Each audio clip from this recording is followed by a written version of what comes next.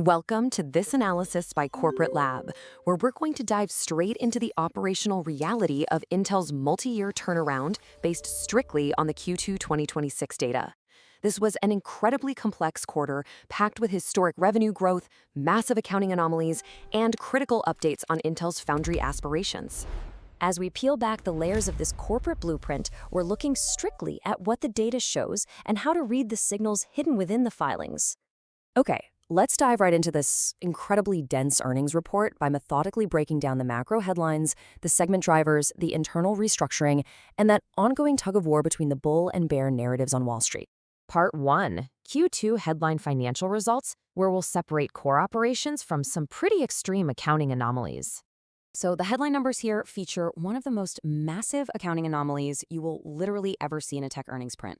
A severe $11 billion GAAP net loss was entirely driven by an absurdly large $12.5 billion paper loss tied to escrowed shares from the CHIPS Act Secure Enclave Agreement. Now, if you strip away that non-cash charge, it actually masks a very robust $2.2 billion non-GAAP net income that beat Wall Street estimates. And you can clearly see that top-line momentum right here, with Intel generating $16.13 billion in total net revenue. That marks a 25% year-over-year jump, blowing past analyst consensus by over $1.6 billion. According to CEO Lip-Bu, this actually represents Intel's strongest revenue growth in more than 15 years. Moving to Part 2, core drivers and Foundry. Let's look inside these growth engines. So where exactly is all this revenue coming from? Well, the data center and AI segment is absolutely doing the heavy lifting here. DCAI posted a staggering 59% year-over-year growth rate, hitting $6.3 billion, fueled primarily by strong demand for Xeon 6 processors. Meanwhile, client computing grew a solid 13% to $8.9 billion, and total Intel Foundry revenue jumped 31% to $5.8 billion. But the sovereign Foundry narrative goes way beyond just the revenue numbers. This is the crucial juxtaposition right here. Intel's 18A node yields have climbed to roughly 85%. That puts them well within striking distance of TSMC's anticipated 90% yields for its N2 node, signaling to the market that the 18A process is rapidly moving from aspirational development to an operational reality. So how does this build into tangible commercial traction? Well, while total Foundry revenue was $5.8 billion, the external revenue component hit $293 million. That's up 68% quarter over quarter. But more importantly, management confirmed that Fortinet is building on the Intel 4 process in Ireland, and an unnamed major cloud service provider has formally committed to the 18A node for high-volume manufacturing. That is a massive deal.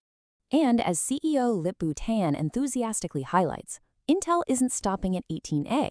Their next-generation 14A node, utilizing high NA UV lithography, is actually advancing ahead of plan. Defect density and transistor performance are beating the 18A development curve, and the 14A process design kit 0.9 is fully on track for an October 2026 release. Which brings us to Part 3, restructuring and transformation, basically funding the fab expansion. Building these cutting-edge fabs is incredibly expensive, so we have to talk about the harsh internal restructuring that is funding this massive corporate transformation.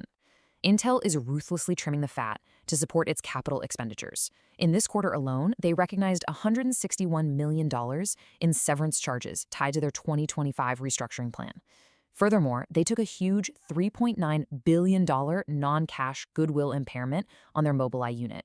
Across the 2024 and 2025 initiatives, these restructuring plans are expected to cost over $5.4 billion as Intel basically reallocates resources toward its core client and server businesses.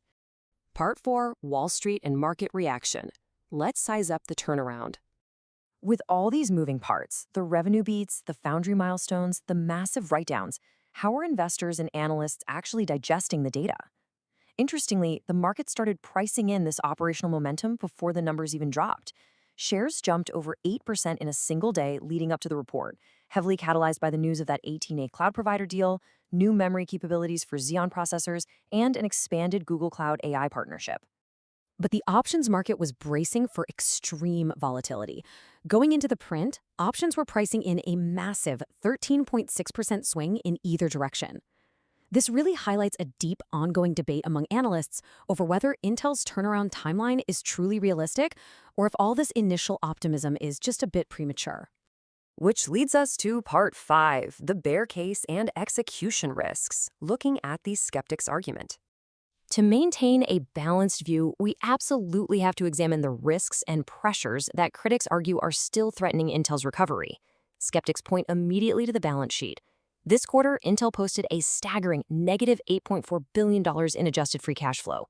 Contrast that cash burn against a capital expenditure burden that management just raised over $20 billion for the year to fund front-end fab tools and U.S. expansion, and you can totally see why bears are nervous about the cash intensity of this IDM 2.0 pivot. Furthermore, critics argue that AMD and NVIDIA still wholly dominate the AI accelerator market.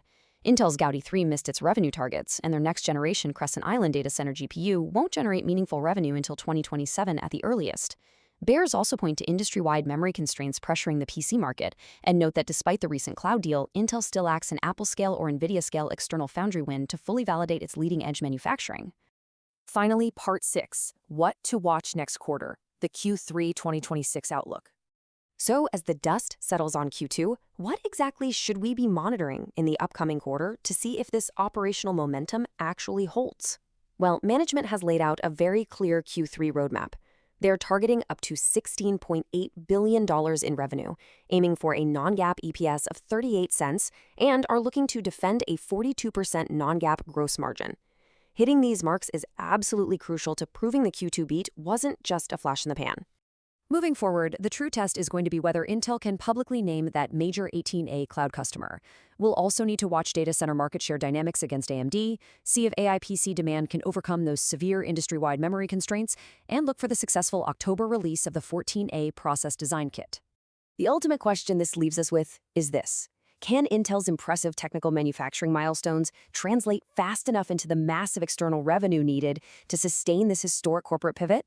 They have the nodes, they have the fabs, but can they secure the sheer volume of external customers required to make the math work? Will this be remembered as the quarter the chip giant finally woke up? We'll just have to wait and see. Thank you for joining me in the lab today for this explainer. Please remember that this represents independent research and analysis for informational and educational purposes only, and is absolutely not investment advice. Until next time, keep analyzing, keep learning, and I'll see you in the next one.